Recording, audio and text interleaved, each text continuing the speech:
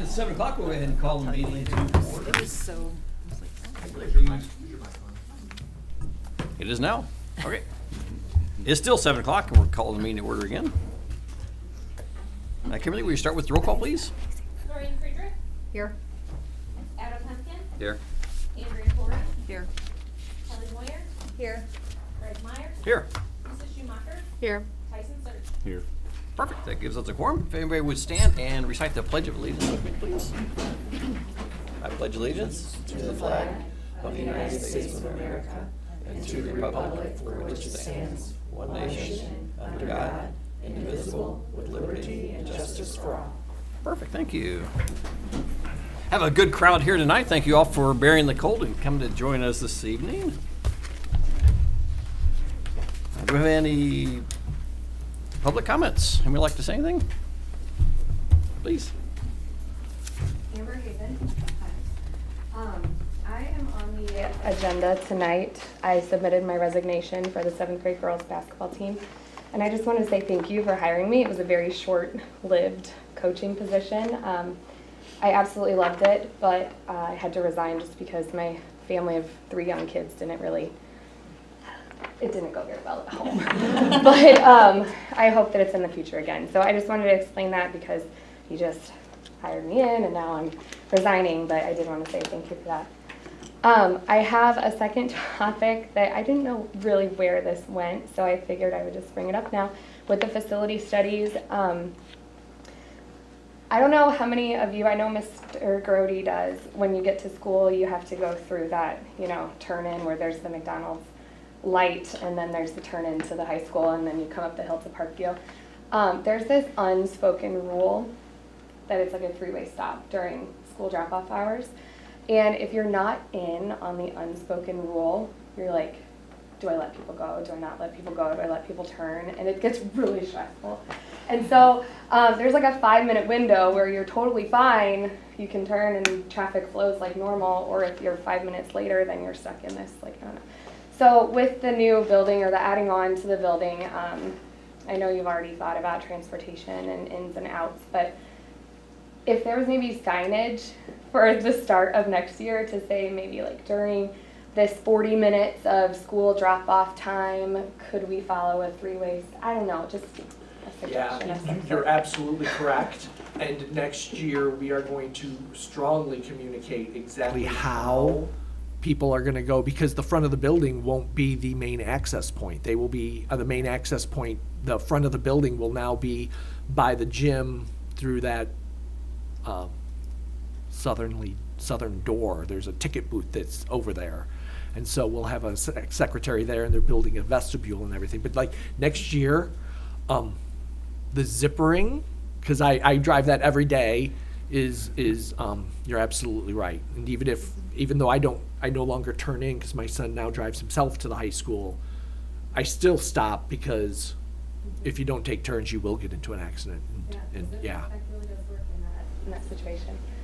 My third topic, and this is the last one, I promise, is that the science department was here in November and requested some consideration for a schedule change or application to change the schedule for the April 8th solar eclipse so that the student body could leave school hours and not have to be pulled out on a regular school day. And so the science department was just curious where we fall on that since we hadn't heard back from the survey and all of that stuff. So thank you. Perfect. We actually said at the last meeting it was a discussion item, so. And at this point in time, we weren't imagining to change anything, so we would be in session that day. The survey actually suggested that the majority of the teachers did not want to change. So the science people did, but I don't think the majority wanted it, so I think the consensus was to leave it as is, so. Anyone else? All right. We will move right into our consent agenda. Mr. Grove, could you walk us through that, please? Yeah, we have a few resignations. I do appreciate Ms. Haven showing up to stress the fact that she'd love to see future coaching assignments, and we would love to have you back when you're good and ready. We also have Patrick Baker, high school assistant football coach. He's resigning. Jana Stewart from the middle school yearbook co-sponsor. Jessica Janik from the high school color guard. We have some leaves of absences. Dasani Gruen actually had a leave from December 4th to January 3rd. She's now back, but we need for TRS purposes that to be approved. Marla Fisher, 7th grade math, will be from April to the end of the year. We do have an extracurricular assignment. Riley Iorio, Calling concert. volunteer golf, volunteer girls soccer. We'd like to approve her hiring. And then we've got vacancies. High school assistant football coach, 5th grade teachers, elementary teachers, pre-K teachers, and that pre-K is actually going to be a certified special ed endorsed, and that's going to be the replacement of the tuition-based program that we have that's currently not needing a certificate. So it's moving it from a non-certified position to a certified position that we're posting for. An elementary special ed teacher, Eagle View and Parkview currently share someone, and we are expanding that. And so then the high school color guard and the 7th grade girls basketball coach. So everything's pretty much replacements except for slight change. A certified pre-K teacher would be more expensive than the non-certified.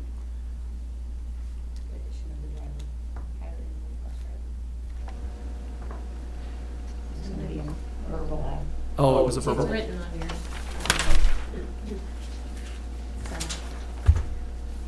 Ah, well then. We also have a new bus driver that we'd like to add as a employee. Ellen Russell Frederick King. I missed that, I'm sorry.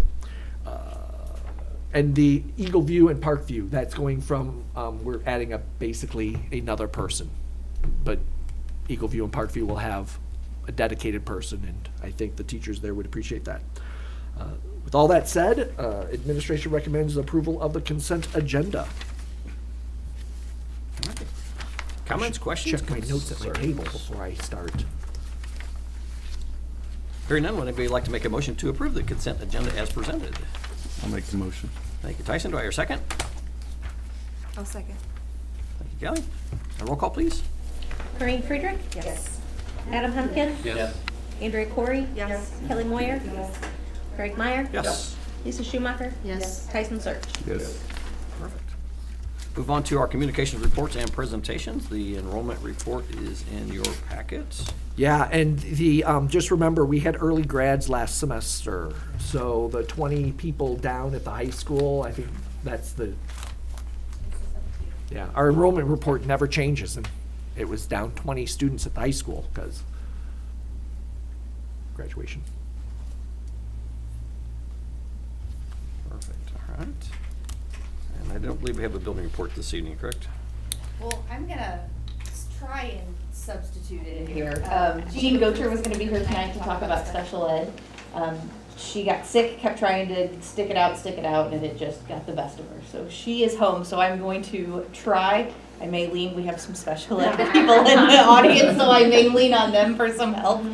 But so the special ed department has been doing quite a bit of professional development this year. They've been doing a lot with behavior management. There's been a whole series that several of our teachers took advantage of on IEP writing and strengthening that. Those people that were a part of that are now actually working together to kind of roll that out with even more of our staff members that weren't able to participate in that, so that we can get everyone on board with our IEPs and they're all in line and doing exactly what we need for our students. And then looking at also including this year a lot of the paraprofessionals. They are just as important as the classroom teachers in the roles that they play in supporting our students with disabilities, and so including them on different kinds of professional development as well has been a focus of the special ed department. One of the things, Jean said she's talked to you before about some of the different programs that we do with the ACE Olympics and the coffee cruise and all of that. But something that, thanks to the hard work of all of the people involved in the special ed department, If you look at that chart, the very first column shows the percentage of special ed students in a gen ed setting, 80% or more of the time. So as you kind of watch the first 3 sets of numbers, you want that those numbers to go higher in the first one. The second one is the number of students, so basically the students that are more in a self-contained type setting. So we want the numbers in the second set of numbers to go down. Same within the third, those are students that are self-contained almost the entire school day, so we want that one to go down as well. And then the last one is our blended pre-K, and we want to see those numbers rise. So you can see over the course of 3 years, we are doing an exceptional job in those trends and getting that to happen. That's part of that pre-K job that was on, that you approved a posting for tonight, is so that we can add another blended pre-K teacher. But the only way those numbers are working are because of several of those things.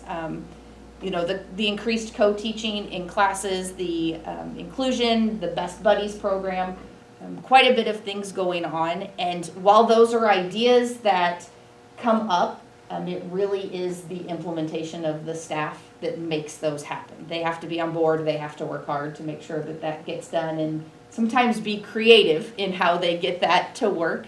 But our staff is exceptional in always being willing to do whatever they can or they need to include our special ed students and get them what they need. So she was very excited about that data, and like I said, she wanted me to make sure I shared how proud she is of all of the teachers that involved in that.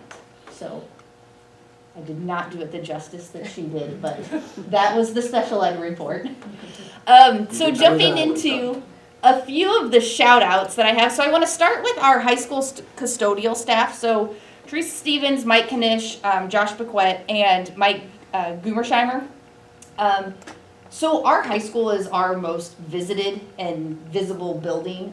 It not only always looks really great when you're inside and people are there for events, but all 4 of these custodial members are always greeting people that come in for night events. They're always constantly asking if there's anything people need, anything they want. They go above and beyond to make sure that we as a district are looking like and representing our very best foot forward.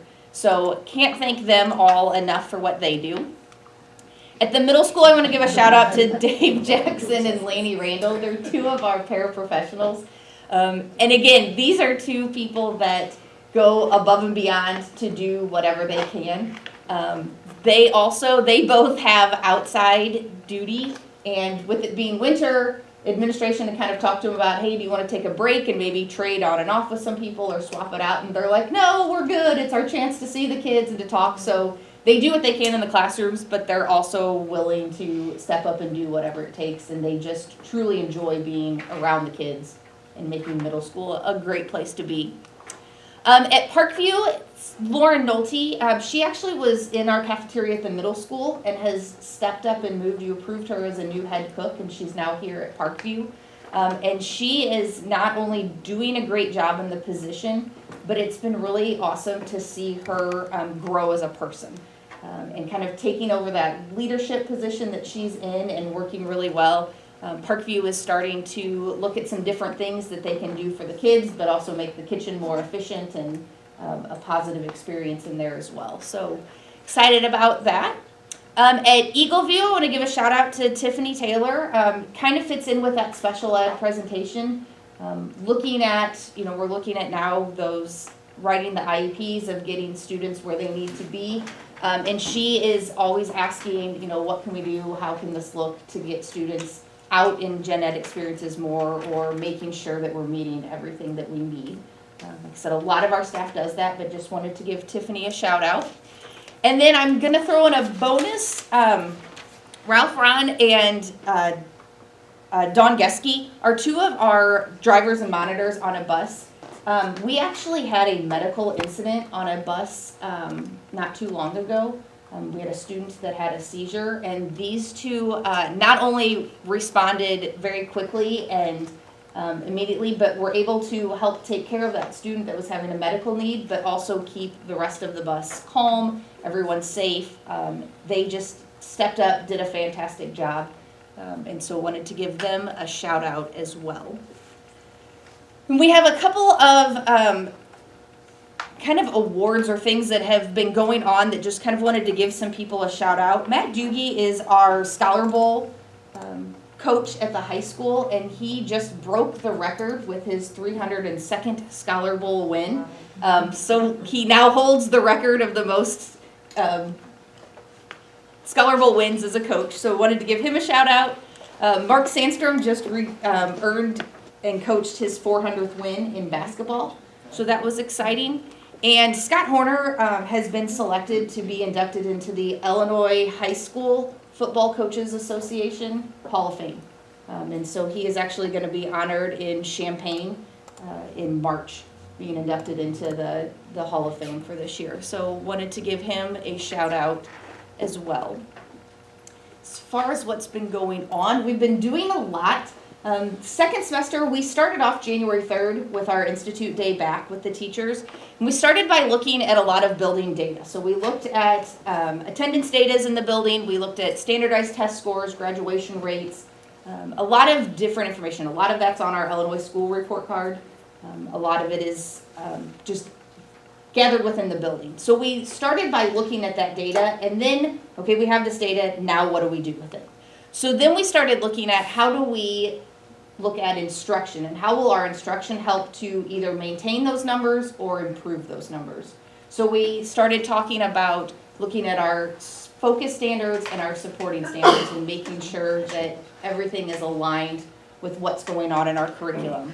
We're going to start talking about instructional strategies, looking at how things are done, what our core curriculum, like our vertical alignment is, as well as, you know, that all grade levels are doing the same thing in the classrooms. So we looked at that in instruction. Then we're translating that into how does our instruction reflected in our assessments. So we started talking about making high quality assessments, ensuring that there are multiple levels. We're starting to dig into the depth of knowledge of questions, what makes a high quality research piece of assessment. Once we work through and do all that, which is a lot of work, even though the teachers have already started in on a lot of it, then the cycle just continues. So then we will do all that, implement all these things, and then continue to go back and monitor the data. So this is kind of a cyclical cycle that we've already started. We've done bits and pieces, but now we're putting it all together and formulating it and really making it that inquiry-based circle of knowledge as we go through with what we're doing, and then inserting the professional development as needed to support those areas. So that is what has been going on and is going to be kind of the focus of our half days the rest of the school year this year. And that is all I have. Oh, no, that's Mr. Brody's. He gets a slide tonight. I get a turn. I actually added a slide, but we're gonna talk with me first. I've got three things I really want to bring up. One is, I feel like I need to address Tuesday. We had 10% absence. Pretty much every building was around 9 to 11% absence. All said across the district it was 10% absent. That includes people that were on vacation and others that were actually sick. So we had a really good attendance day. We've had cold and flu seasons that were worse than that. I did receive a few emails and one phone call regarding the decision to be in session. None of them were favorable. I know that there were people that agreed with me. I did read the Facebook posts and some of the arguments back and forth. If we would have been out, I would have gotten similar emails and phone calls because on snow days, I'm not that bad of a person, honestly, but it is what it is. I do want to say that parents always have the right to keep their students at home. We talked last week about truancy, and an average student is absent 7 times a year, okay? And so 7's around the ballpark of what you really want to go to. If keeping your home on a snow day brought you past 7, you probably should really think about the attendance things. However, it's your child. And if you felt like it was too cold to go to school, then by all means, keep them home. I get it. I also want to say that e-learning sounds good, but let's all reflect back to a couple of years with COVID. No one liked e-learning, and I don't think that it should ever be used except for when they keep us out of school for long, long terms. And then late starts, they sound great, but logistically, that snow day becomes like the first week of school where people say, when's the bus going to get there? And then you miss your spot. The kids end up staying out longer and waiting longer with a snow day, and the high school parking lot's not going to change in an hour and a half with a late start to make it safer for the high school kids. High schools do late starts more than unit districts like we are. However, oftentimes they'll call for a late start and then they end up calling the day anyway because they get beset with questions of, when's my bus coming? Just logistically, I think the tried and true method of you're either in school or you make it up at the end of the year is the way to go. We were in school on Tuesday. We will be in school tomorrow. It'll be warmer than it was Tuesday. We're revisiting Tuesday on Saturday this week. It should be very, very cold with wind chills on Saturday, but that's the one thing I wanted to address. Second thing, and this is where we go to the slide, St. Baldrick is something that the middle school has done. Profe Otwell and Matt Kendall do this every year. Other people get involved. I got inspired when I found out about it, that it's for childhood cancer. And so I agreed to be a shavee. That is why my hair has gotten long, and because I'm going to be bald on April 6th. My last haircut was the day before school started. My next haircut is April 6th. It was a great idea when I first started thinking about it, but honestly, I'm ready to get it shaved tomorrow. But this supports childhood cancer. It's well worth the cause. And honestly, I came here in 2020. This, in my mind, epitomizes Columbia. It's just the community coming together to do things like this. It's a wonderful experience, and I might shave my head again, but I'm never going a year without it being trimmed at least. Again, ever. Anyway, if you want to participate in St. Baldrick, if you can reach out to our teachers or just ask somebody. You can donate or you can become a shavee. I told Alyssa Smith that, maybe next year we could get all of administration to participate. I was not a fan of that. Donate, just not my hair. The third item is just the fact that we have no need for closed session this evening. So that's it. Perfect. Thank you all for those reports. Our only item for action is the second reading and approval of the board policy press issue 113, I believe. This is Updates for the residents. Yeah, this is a residency report. We had this as part of our board policy. I did put a page that would explain what the policy would read for non-student residents if we chose to allow school employees to be able to register their kids. I sent out the survey, 166 responses. Roughly, the first question that we asked was, do you live outside the district? And if so, do you have or would you have a child? Okay. And then if that's the case, would you send your kid to the district if this was an option? And we got about 29 that indicated that they would. Okay. Now, some of those, I took the names off of the survey, so when you read the comments, you wouldn't see who they were. But I know personally that some of the people that said yes, they would, have no children. Some of them aren't even married yet. But they live outside the district, and they do plan to have kids at some point in time. And so they said, yeah, I would totally bring my kid here. Much like a snow day, the feelings on this issue are divided and somewhat passionate. The majority of people did support the idea that this would help with recruitment and retention. The other side, I think the most adamant was just the fact that, our classes are full. This is taxpayer dollars. If they want to have their kids go here, they can move here. You guys read the comments that were there.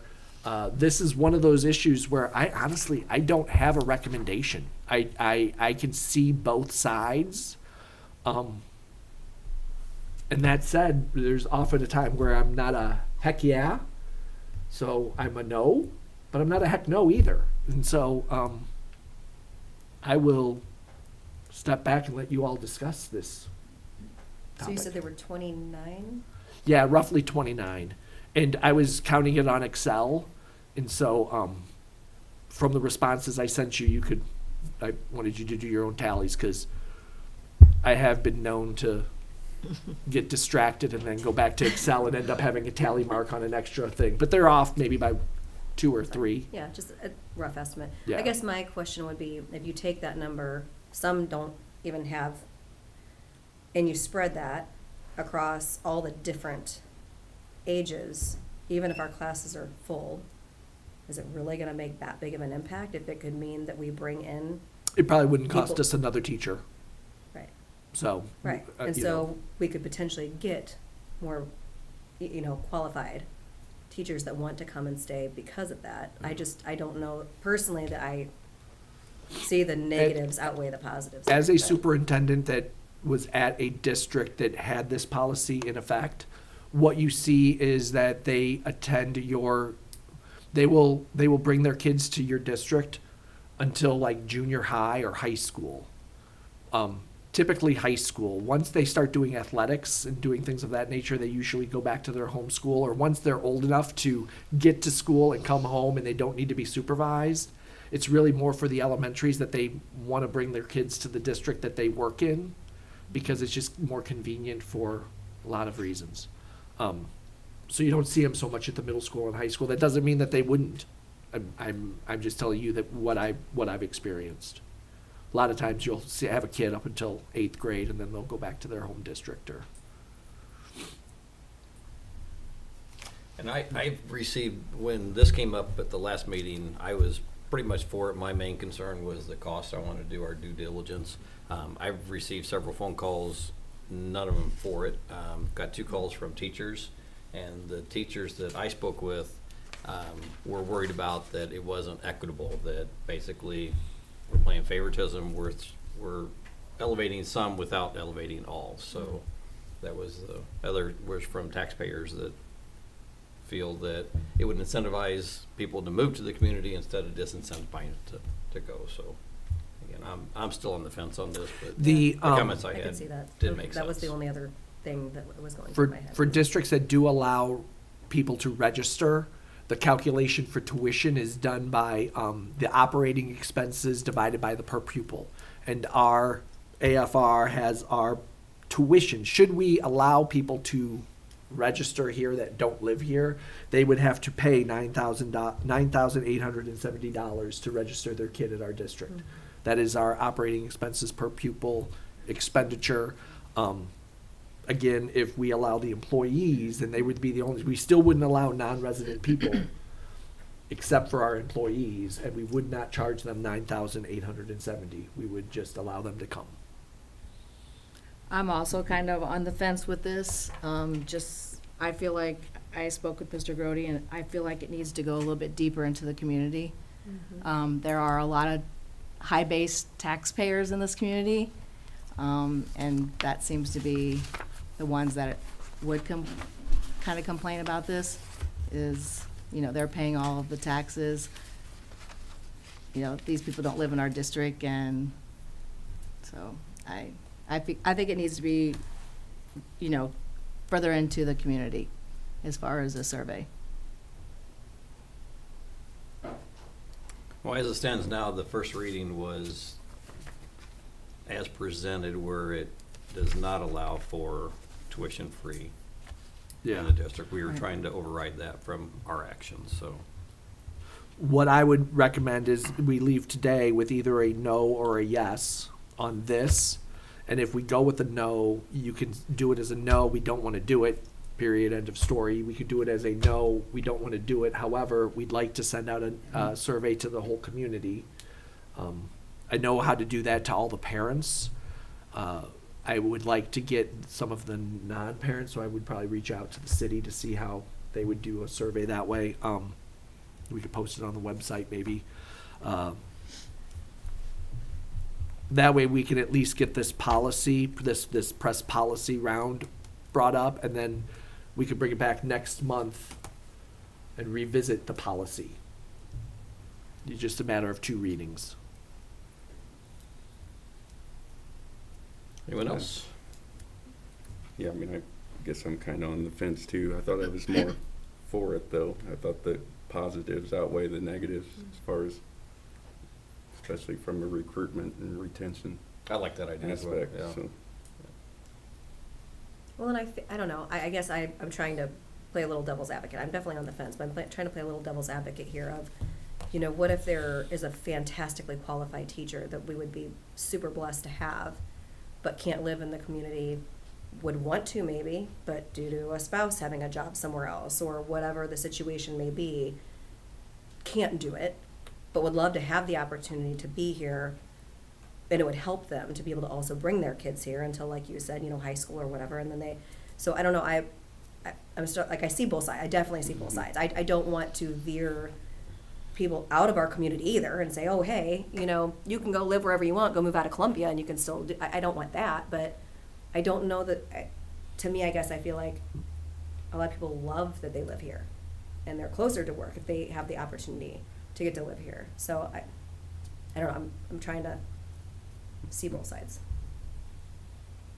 I'm not necessarily against it. I think that, like I shared with you when I emailed you about, I think we need to look at things maybe for our current teachers that we already have, that we can help serve them even better, Yeah. versus trying to recruit people that aren't even here yet and serve them better, is kind of how I feel about it.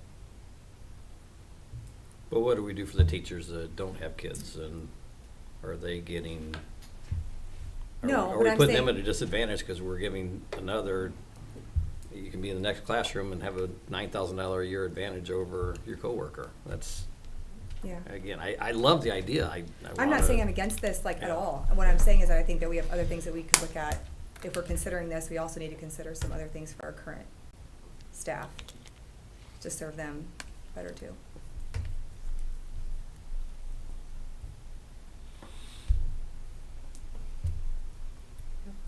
What's a big nobody knows, huh? Okay, so let me ask some questions. Do you want me to send out a survey to the parents, and do you want me to post a survey on the website for community members? The problem with the opening it up, I can do it with the parents easily through Skyward. The community members is you always in the back of my mind, I'm wondering, you know, I don't know how I would make sure that people didn't go in and answer it 5 times. I don't know how I would make sure that somebody from New York wasn't answering our survey. I'm sure there's ways to do it. I would need to figure that out. Doing the parents, I could do that very easily. I could send out a survey and see what they think. Is that interesting, or are we not there?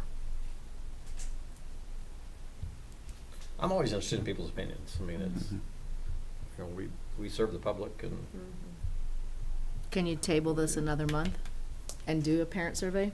We can. It becomes bothersome because I'd like this to be resolved and then reopen it. So in my mind, closing because you got to go in and you got to answer all the questions within a certain time. This one did have a specific question. I'd like to answer it no, and then do the first reading again next month with the survey and talk about it again. That way it would at least get this press policy that comes as a batch out of the queue, and then we could address the individual policy again. has the teachers union weighed in on this at all, or have they been asked? Other than the survey to the employees and again, that was the CEA and the CESPA, and even the bus drivers who are not CEA or CESPA were able to answer that. I did not disaggregate the data based on whether or not they're a teacher or a CESPA or a non-certified person. And the majority was, is that what you said, the majority Yeah. was no? Was what? Was no? No, was favorable. most of them were Okay. favorable. Okay. Of the ones that lived in district and out of district, most people said, oh, I can see how that would be good. The ones that were against it were passionately against it. Adamantly against it, yeah. It's and so, and then there were a lot that just had no comment. Like, I really have no opinion on this matter. And, I said, when it came up last month, I was all for. I thought it was a great idea, but I didn't realize there was so much on both sides on this one. So many strong feelings, I guess it was like. So I don't know if I got clear on whether or not you want me to survey the parents. Exactly. Okay. Good enough. Well, I mean, we have to do something. Yeah. So what are we gonna do? I would say, since none of us seem to be very well, let's move forward. I think we should adopt the press policy as written, and we investigate this in the future and go ahead and do our surveys. Let's get some more input and find out. So you want me to send out a parent survey? Yeah, I mean, I don't want to make a decision based on one or two people either. I mean, if that's the pulse of everyone, that's different than, no matter what we do, we're going to upset a couple people. We're kind of used to that by now, so. Okay. I will have a very specific question. Are you in favor of this or not in favor of this? I will also allow them to write comments. Unless you tell me otherwise. I think it's good to be able to read the comments, because you get a sense of where their yes and where their no is. Because a lot of yeses were like, yeah, I could go either way. And a lot of the no's were, yeah. But now the survey we sent out was just a, do you have and would you? Yeah, and then So- everybody got a chance to make a comment. Okay, So. perfect. So I will survey parents, and the recommendation is to approve policy 760 with the question being answered no, with the understanding that this is a soft no and we will revisit. Soft no. Oh, I like that. I appreciate it, because I do want to get this off our. I don't agree, but that's fine. What was that? Super soft no on my, I support it, and I don't think we need to do another survey, so I'd be not agreeing to that. You'd be yes for letting the employees. I think I'm kind of there with Andrea too. Yeah, no, I don't think, I mean, we're surveying, the people that we surveyed the first time were the teachers and the employees. Mhm. And that's, I mean, and Lisa has a good point, going deeper in the community, but if we do Skyward, we're doing everybody, and that's not really who it's affecting, other than there being a taxpayer. And that matters, but I'm in favor of allowing this to happen, so I don't feel the need to do another survey. Is that a motion? Well, I'm just saying how I feel.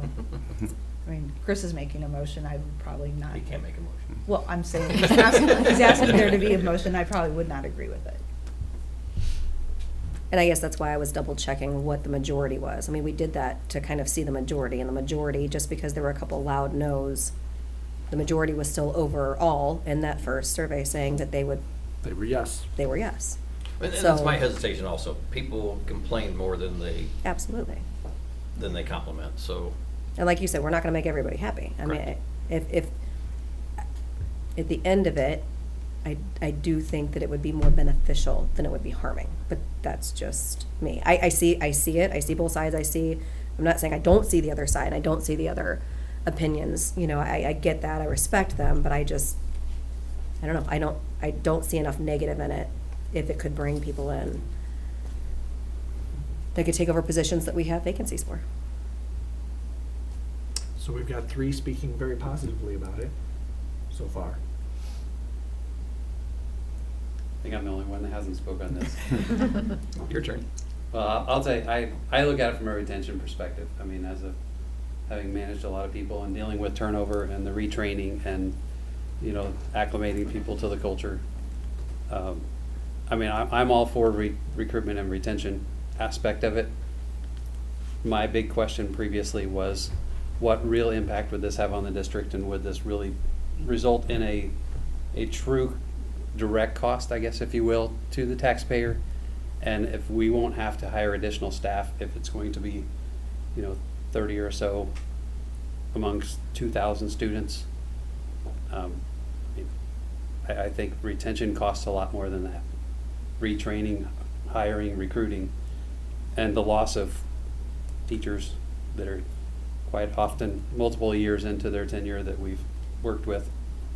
I think retaining teachers is much more valuable than an implied cost or a potential cost that isn't a real cost.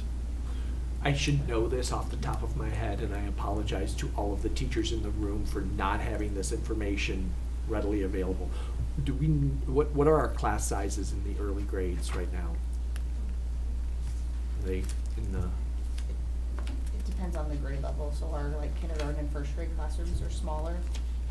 Second grade, we have a large student population, so we added an extra teacher there this year, but they're in like the 18 to 20 range at kindergarten, first and second, and then they jump to between the 20 and 24 range in second, third, and fourth. and we've got, so how many students would it take to come in at a grade level for us to have to add a teacher? Is really, I think, what I'm It hearing. depends on the Adam grade ask. level, like our It's- second grade is maxed, and we're already looking at what are we gonna do about next year. So I would say like, if someone has a third grader next year, that could be the tipping point between hiring another teacher and not.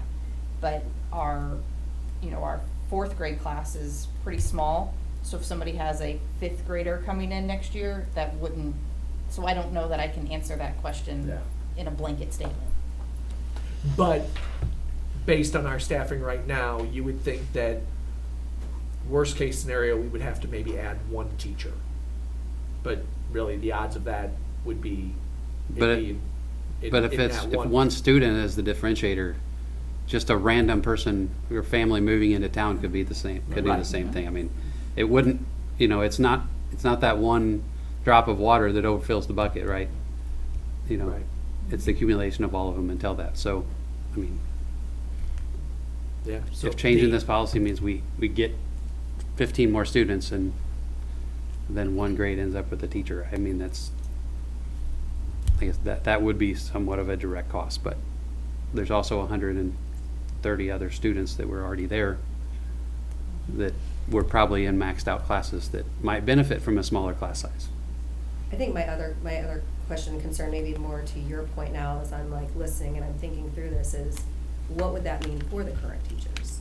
Do they have to be worried about losing their jobs? Do they have to worry, or is it just, when we're talking about retention, and are we just strictly talking about filling vacancies and being able to hire when we need new people? You know what I mean? I don't want any current, employees to fear that they would potentially lose their current positions. Yeah, I think because that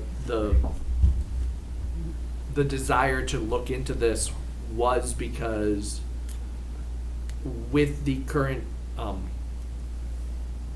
job market of education, we've got districts that are willing to look at veteran teachers and give them all of their years of experience, which school districts hadn't done for a long time. And so we were losing teachers to other districts because Gotcha. the district was saying, well, I'll give you your 20 years of experience. Why don't you come over here and be where if they were here, they lived close enough, they could have brought their kid here, and then they wouldn't necessarily, if they brought their kid here, they would be not leaving us after 20 years to. Right, okay. That's the retention aspect of it. And Sorry, I didn't mean to sidestep, like you No. were saying as far as like cost and all that. I was just, you said retention and my mind went toward making sure that the current, Well, and I even look at the younger ones when I think of retention. I think of the ones that we maybe hired straight out of college. Now they're a few years in, they're ready to start having kids, or their kids have gotten to school age. And I believe, and then you lose them to a neighboring town wherever they live because their kids are now school age and they don't want to work in a different town than their kids are going to school. It's just, but the arguments, there's arguments again, every way that you can look at it, but that's really where I was at, so. so I'm hearing that we've got we'd like to survey the parents and say no this time, and I've got some people that say we don't need to survey the parents, we're a yes this time. Right? Okay. Just making sure I understand where we're all at. Well, again, I mean, I'm on the fence on this. I am not committed one way or the other. I'm kind of leaning towards I mean, we have sounds like 4 yeses, so you guys have enough votes to make it happen. I mean, we are here to look out for the best interest of this district. And if this is the best interest of the district, then I'm all for it as well. But I'm just cautious as to, I want to be fair to everybody. And I Yeah. want to create the best possible working environment that we can for our employees, so.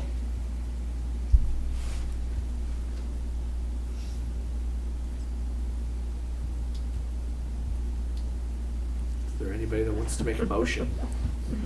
That's my line. See how long we can all sit here and stare at each other waiting. It's our only action item for tonight, so. Good thing. We have another midnight meeting. So, I'll go ahead and throw the motion out there that we do allow non-resident teachers to send their children here. All right, so your motion to adopt the press policy with the change of allowing non-resident teachers to enroll their children tuition-free. Yes. Perfect. Okay, I'll second that. All right, we have a second. All right, roll call, please. Adam Humpkin, Yes. Andrea Corey, Yes. Kelly Moyer, Yes. Greg Meyer, Sure. Mrs. Schumacher, No. Tyson Search, Yes. Noreen Krieger. Yes. All right. That carries. All right, well, I hope it works. All right. Well, shoot, those are all our action items, so that's good. We'll go into our discussion items, which is start off with our facility study. We had a meeting today. June 4th is going to be a special board meeting, and it will be the approval of the bids for the civil fast track work. This will get the site up and running for the construction. June 4th. We've got Mr. Hempkins able to make that date, and Mr. Myers is able to make that date. We've not yet set the time of that. I just want you to be aware, we need at least 4 people at that meeting to approve the bids. This is, again, we're trying to do it as, once they get the documents ready and they go out to bid, we want to be able to act on it as quick as possible so that we can get everything started. So June 4th, I will send out an email tomorrow, but I'm hoping that 4 of you can find it in your schedules, at least. I'd love to see all 7 of you here. But and then in 2 months or so, we should be ready to have a community forum to share out the progress and the plans for the high school. And I think we should be pretty locked down in 2 months. If we're not, I will be very disappointed, but I believe we will be. Those are the 2 key things from the facility meeting that I pulled. Is there anything that you 2 want to add?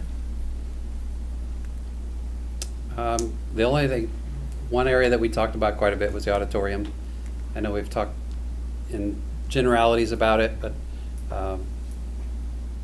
the one thing about it is it will seat in excess of 450.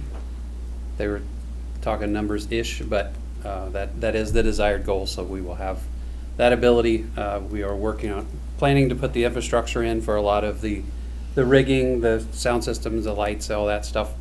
A lot of the equipment probably won't be purchased right away due to budgetary constraints, but we are putting in the infrastructure so we can buy the pieces and parts later, but we don't have to worry about the structure and the infrastructure being there, and all the wiring and stuff will already be in place for what we are projecting. So we are planning it as though it's going to be fully outfitted as a full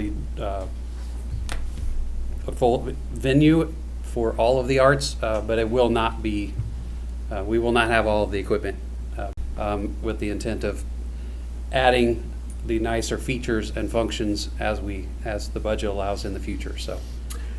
I will also add, everything Adam said was absolutely spot on. The part of the issue we're having is we are trying to make sure we hold firm on the budget. They designed the auditorium and the academic area and the administrative offices first because that's the phase one of what they're building. We don't have many things to speak about regarding the gymnasium, only because they are now kicking it more into gear to get the gymnasium designed. Because as we look at the cuts, we don't want to cut everything from phase one without knowing what phase two's involved. And, so, you know, because we want to make sure that the gymnasium and the auditorium are equal in its scope. You know, we're going to design it for what we need. We're meaning that everything's going to be ready for things to be added as we can. But part of those decisions are going to come because we've got to do a little bit more of phase two design. Because when you look at the budget, you want to make sure that both sides are, am I saying that right? Are looked at, yeah. So, you know, our gymnasium's going to be 2 floors, and it might have a walking track, and if it doesn't have a walking track, it will have a walking track at some point. It just, whether, like our auditorium will have a big screen projector at some point, you know, because this is what we're designing it to be used for.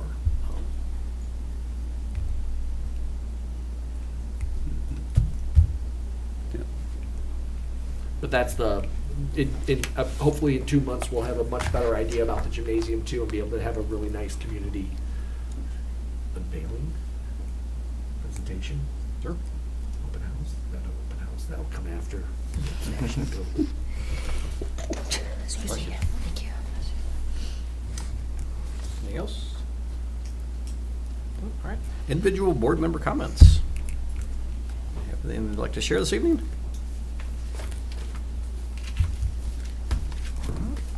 Board President prerogative, I'm good for tonight. As Mr. Grody alluded, we have no executive session. So that means there's no action items following the executive session. The only thing left is adjournment. Would anybody like to make a motion to adjourn? I'll make the motion to adjourn. Lori? Second? I'll second. Or second? All in favor? Aye. All right. That concludes our meeting. It is 7:52. Thank you all for attending.